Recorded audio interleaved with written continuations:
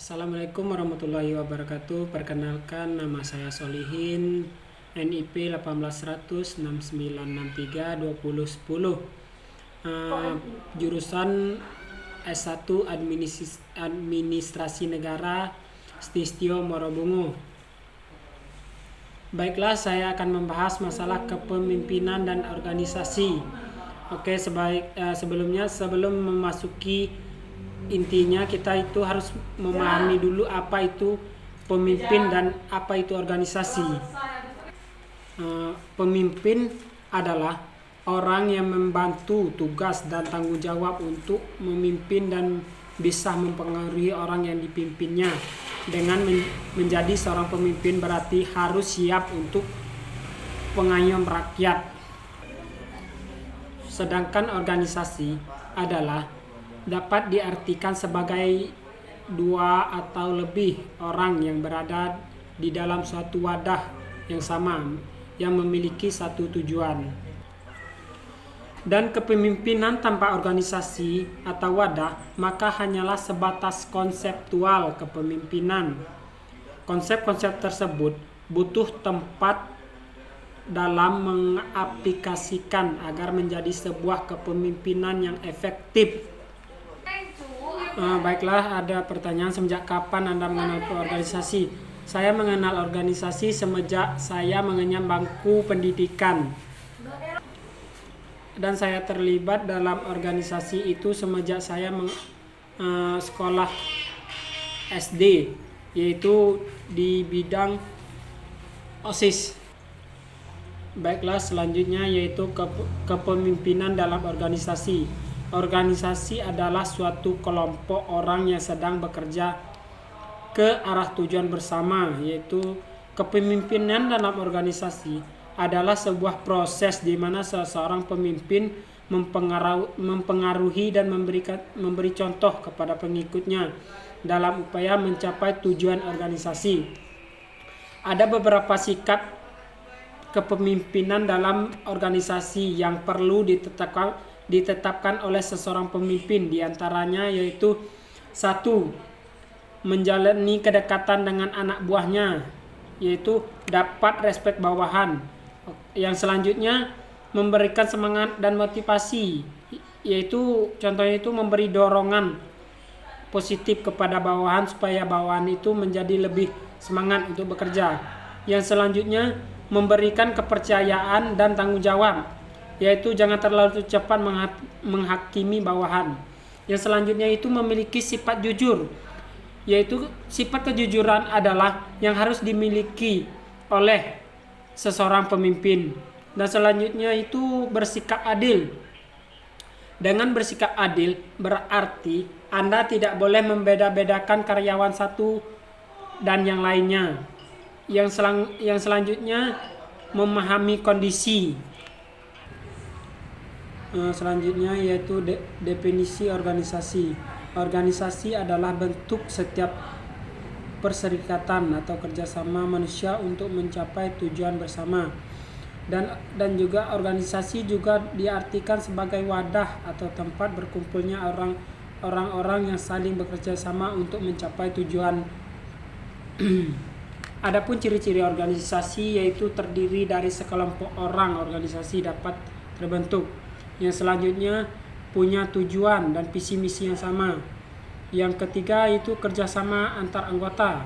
Dan yang keempat, ada peraturan tertulis di dalam sebuah organisasi itu tersebut. Karena setiap organisasi pasti memiliki peraturan. Yang kelima yaitu pembagian tanggung jawab dan tugas. Yaitu maksudnya itu dalam organisasi setiap anggota pasti mempunyai jabatan masing-masing. Dalam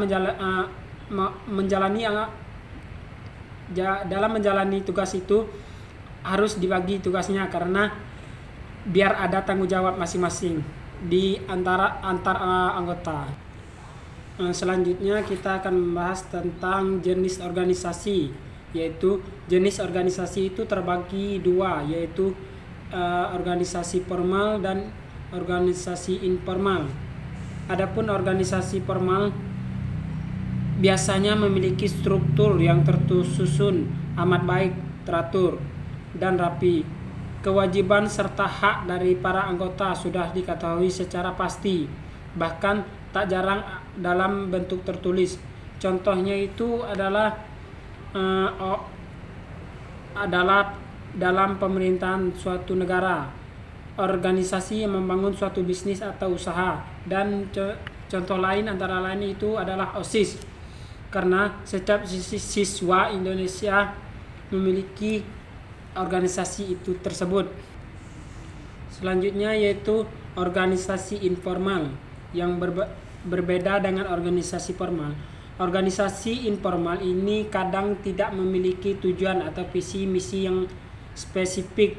Karena itu aturan-aturan pun kadang tidak begitu diperhatikan, sehingga sifatnya lebih fleksibel ketimbang organisasi formal. Yaitu contohnya adalah organisasi yang berkaitan langsung dengan hobi sejenisnya, yaitu contohnya itu kelompok pecinta puisi sekolah, fans club, dan suatu idol group dan lain sebagainya. Oke, selanjutnya ada pertanyaan, semenjak kapan Anda mengenal organisasi? Saya mengenal organisasi semenjak saya dilahirkan. Dan pertanyaan selanjutnya itu, sejak kapan Anda terlibat organisasi? Saya terlibat organisasi saat menimba ilmu. Saat itu saya terlibat dalam organisasi pendidikan.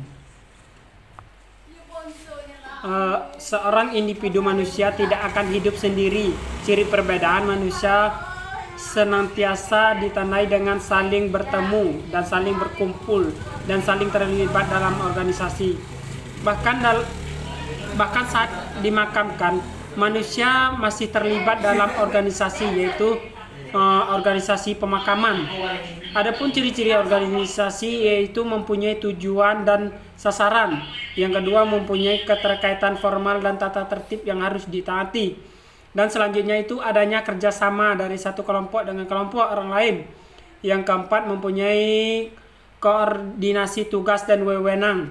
Adapun prinsip organisasi yaitu merupakan asas-asas atau prinsip organisasi sebagai berikut. Yang pertama, organisasi harus memiliki tujuan yang jelas. Yang kedua, skala hierarki. Yang ketiga, kesatuan pemerintah dan komando. Yang keempat,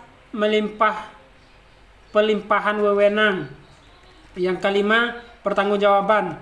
Yang keenam, pembagian kerja. Dan yang ketujuh, rentang pengadilan. Yang ke-8 fungsional. Yang ke-9 pemisah. Yang ke-10 keseimbangan. Baiklah, mungkin hanya itu yang bisa saya sampaikan. Saya akhiri. Wabillahi taufiq wal hidayah. Assalamualaikum warahmatullahi wabarakatuh.